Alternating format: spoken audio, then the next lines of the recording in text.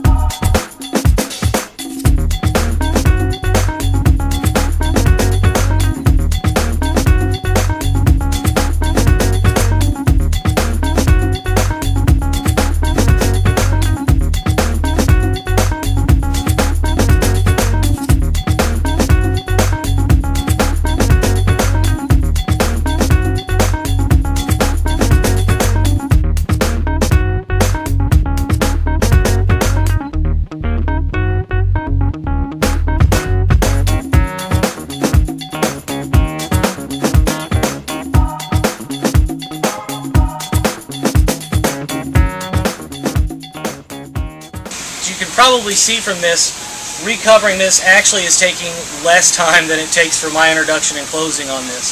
The only tips you really need to know for these are help get the foam back up to where it should be with steam if you don't have new headrest to use.